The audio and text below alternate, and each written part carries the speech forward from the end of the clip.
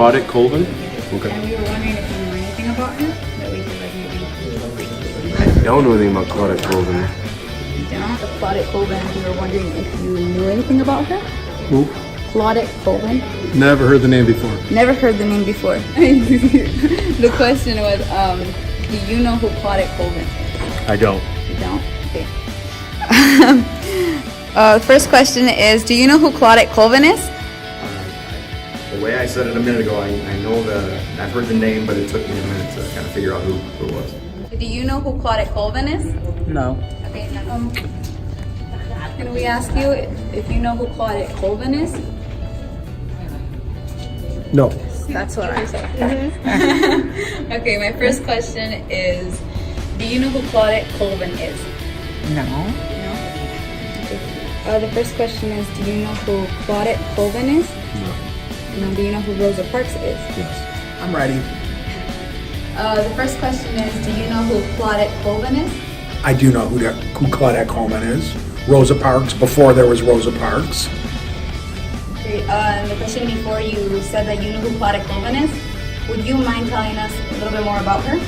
Yeah, I don't have a super great knowledge. Here's what I remember and what Mr. Cruz and I talked about a while back. She was the original person that said, I don't see why I have to give up my seat to somebody else on this bus based on what color my skin is.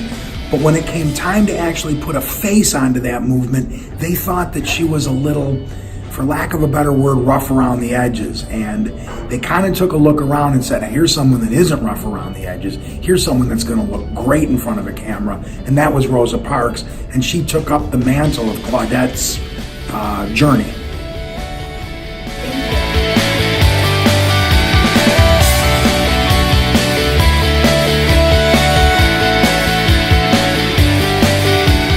My name is Jacqueline Guerrero and I will be your hostess for today.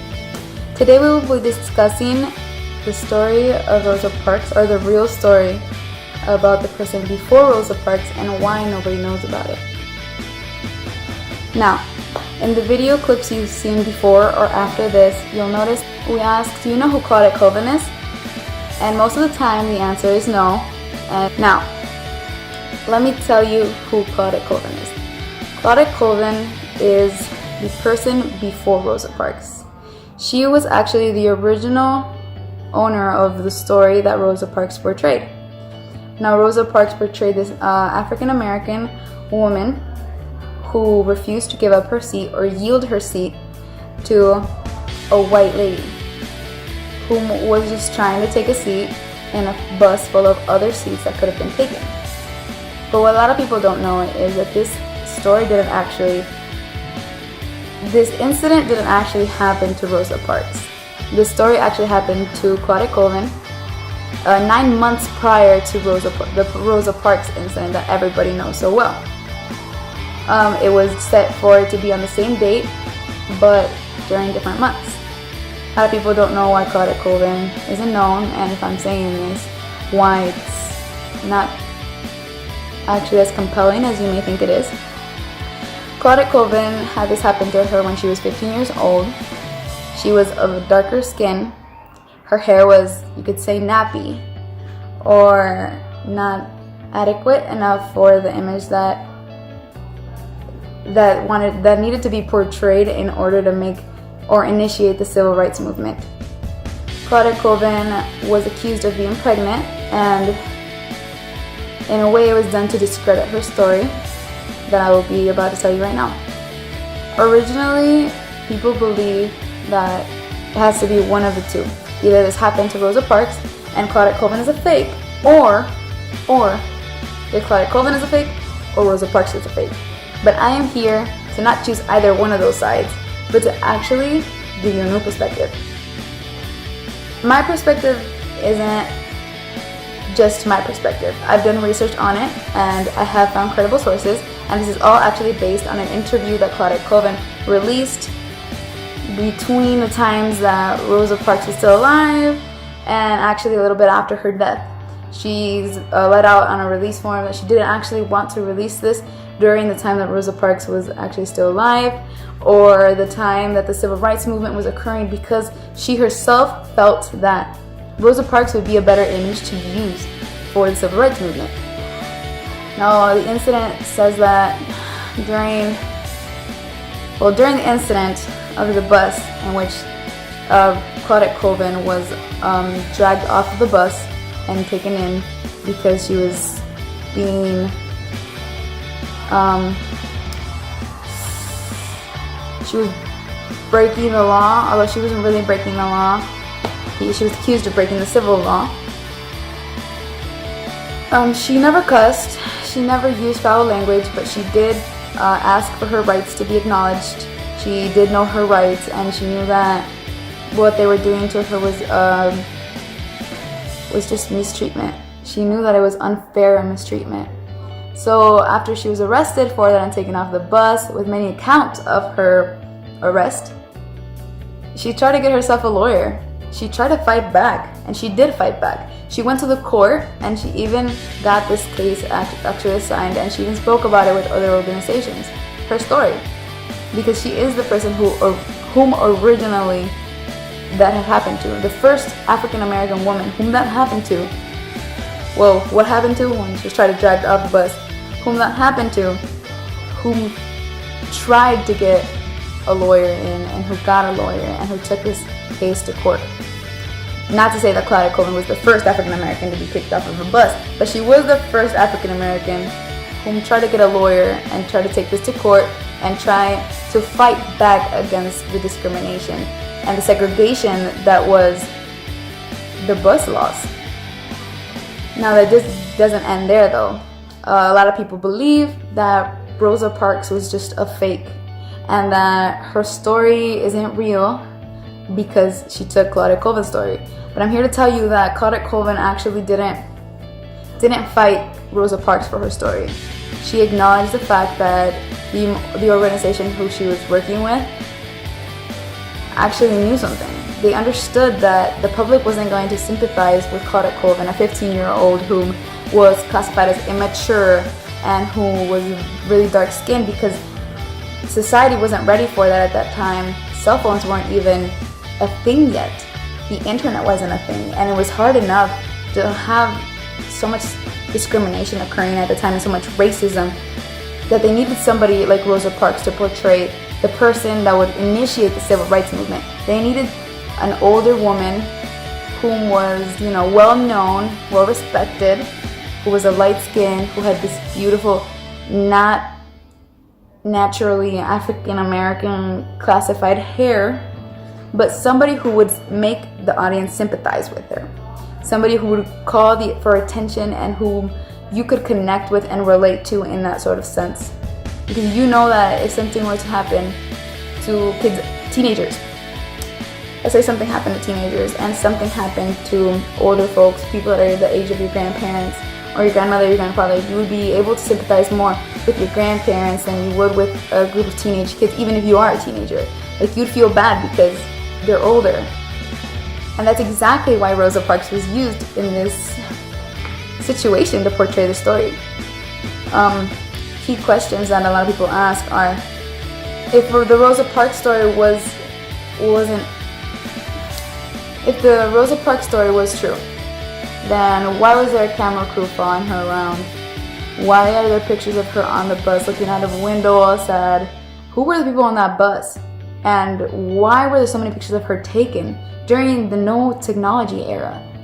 Now, about that, here's our theory. Our theory was that it was all a hoax. It was planned out. It was a recreation of the incident that they wanted to make true. They wanted to make these pictures so that they could release them to so many other people and get the news out there that this had happened to somebody and things had to change at that moment. At that moment was the moment that the civil rights had become an actual thing and that they needed to take a stand, basically. By that time, they had come to the conclusion that they were going to use Rosa Parks. Claudette Colvin just wasn't the ideal image, and her story wouldn't be strong enough, wouldn't be as strong as it was when Rosa Parks played that part that she actually lived if it wasn't Rosa Parks. This is in no way said, with no way or form meant to disrespect Rosa Parks, because we know that what Rosa Parks did was a huge thing. we don't think that she stole the story. We think that she borrowed it. And although Claudette Colvin wasn't credited for it, she didn't want to be credited for it at the time. At the time, her mother had told her that it was just better to leave things alone and let Rosa Parks be that person. Let her be the image that was portraying the initiator of the civil rights movement, because it would just inflict problems on her. It would just bring attention, unnecessary attention that she really didn't want. And Claudette agreed. Claudette knew that in order for her to be able to get a job or to work or to go to school or do anything, she couldn't have that sort of image attached to her, an image that would disrupt settings, or that would bring about problems or issues with segregation at the time, or the civil rights movement. And although she was a part of other organizations, she didn't want that at the time. She didn't want that attention. And even now that she's released interviews, she doesn't seem to be upset over what happened, but all she wants to do is let her story be known, because she and so many other people feel that it's necessary for others to understand that the civil rights movement was actually moved by a lot of teenagers, and people don't know that. They just assume and connect the fact that because Martin Luther King Jr. and other older folks were the ones in pictures that are like in their 30s or 40s, that the civil rights movement was part of just a group of older men. But in reality, a lot of women and a lot of children were in those parades, were in those protests, were in those marches to get their rights heard, to get their rights that they deserved. So the conclusion is that Claudette Colvin was the one before Rosa Parks. But we think that after doing so much research, Claudette Colvin was okay with that. Claudette Colvin didn't have a problem with Rosa Parks using her story. And all she wants is for people to know that this happened to multiple other people. She was just the first one to call that lawyer up and to call and to report the incident and try to get the case taken to court. So thank you for today. Really appreciate you hearing to this, and I understand if you don't believe me. I am in no shape, way, or form trying to discredit Rosa Parks. As I said before, she plays a huge part in the civil rights movement, and everybody knows her. And in no way or form, as I said before, am I trying to take away from what she did. But I do think that it's reasonable to ask for a little bit of acknowledgement towards Claudette Colvin, because so many people and so many adults that I asked in this building along with my friend didn't know who Claudette Colvin is. And I think it was a little unfair to not respect the person whom this actually happened to with a little bit of acknowledgement. That is also just part of what I'm thinking and what my partner and I concluded. I want to say thank you for today, for your attention and your hate in the comment section below. I'm just kidding. No, I don't want any of that hate. But I do want to say I appreciate you guys taking the time to listen to me. And in other words, take into consideration my, dare I say, theory. It's not a theory, it's proven research. But if you don't believe me, you're always free and welcome to do your own research. Just look up who Claudette Colvin is. And a lot of the times you'll see Claudette Colvin is acknowledged as the one before Rosa Parks. And she wasn't pregnant at the time that it happened, but that was also let out to try to discredit her story, to try to say that she wasn't anybody. She wasn't pregnant at the time, but she did get pregnant later on, which is another key role to why they didn't want to use her image, because she was young, pregnant, dark-skinned African American. But that's all I have for today, and I hope you guys enjoyed it. Bye!